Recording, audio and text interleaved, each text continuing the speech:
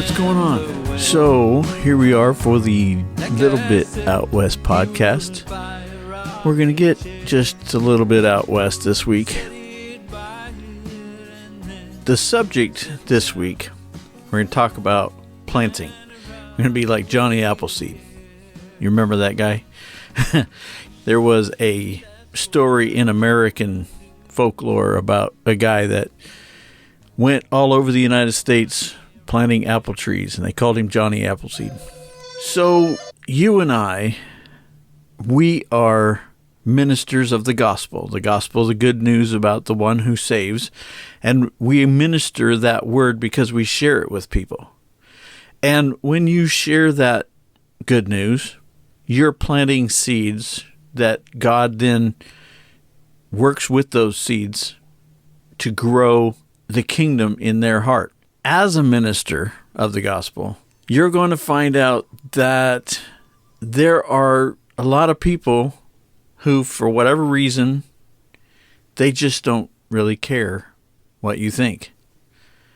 When I was being a missionary out on the ministry field, out in the wilds of Montana, there were a lot of people, because of our situation, who looked at us and they just decided that we didn't have anything that they wanted. They didn't really care what we thought. They looked at us. It didn't matter what we had to say because of who they thought we were. And so they automatically discounted the message. We, as I've told you before, we were pretty poor most of the time. We didn't really understand a lot of the things about how all of this worked, especially because, we heard people preaching the quote-unquote prosperity message, and we just thought that, if you went out and preached the word, then people would help you and take care of you and care about what you thought. And what we found out was, no, it doesn't work like that. Solomon talks about this in the book of Ecclesiastes chapter 9, verse 14 to 16. He says, there was this small city, and there were not very many people there, but then this great king came against the city, and he tried to take it over. And in this city there was this one guy. He was a poor but wise man, and by his wisdom he saved everybody in the city. But no one remembered that that poor man was the one that did it. And Solomon says, so what I found out from this is that wisdom is better than strength. But a poor man's wisdom is despised, and his words are not heard. That's pretty much what we experienced a lot. But in saying that, there are a couple of different ways that you can proceed at that point. When this happens to you, you have to say, okay, now what? And so Jesus gave us some examples to follow. And in the Gospels, you're going to find Jesus saying this in every book. He says, if they don't want to listen to you, just move on, shake the dust off your feet. You've got plenty of people to tell the good news to. Don't waste your time trying to talk to people that don't want to listen. There's another place where Jesus is talking about this, and he says, the people that listen to you are listening to me. And if they don't want to listen to you, that means they don't want to listen to me. And if they don't want to listen to me, then they're not listening to God.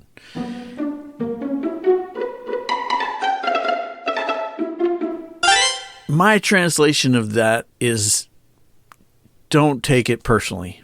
It's not you. Now, you can get in a ditch, and sometimes it is you. Sometimes you're just coming across too hard, or you're a jerk, or what you're saying is wrong. All those things are possible.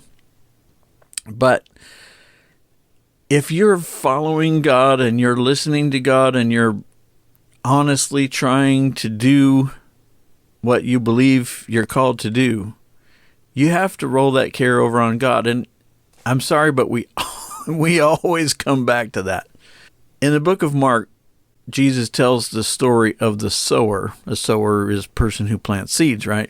So Jesus says, listen, there was this farmer. He went out to plant his seeds, and as it came to pass, as he planted, some of the seeds fell over on the side of the road.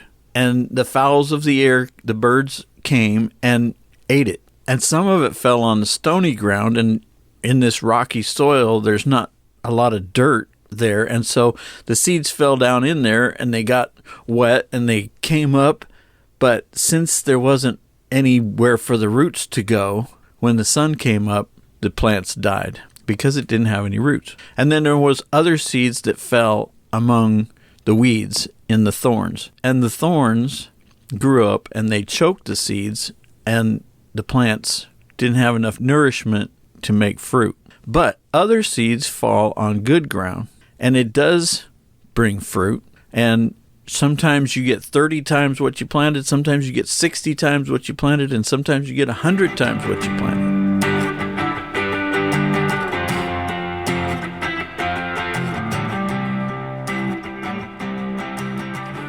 One of the things about this story that I think we should look at is that the farmer plants his seeds in all the different kinds of ground. That's not the way farmers usually do it. This farmer, he's not worried about it, and he just plants his seed everywhere. And he gives every type of ground the opportunity to do whatever it can, even though he knows ahead of time what's going to happen.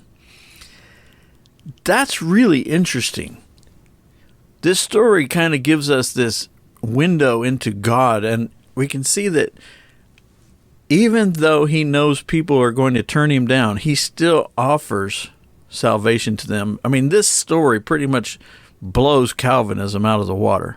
I have this theory, and don't take this for gospel, but it seems to me what the Bible is saying is that God doesn't really hold you responsible for what you're going to do someday.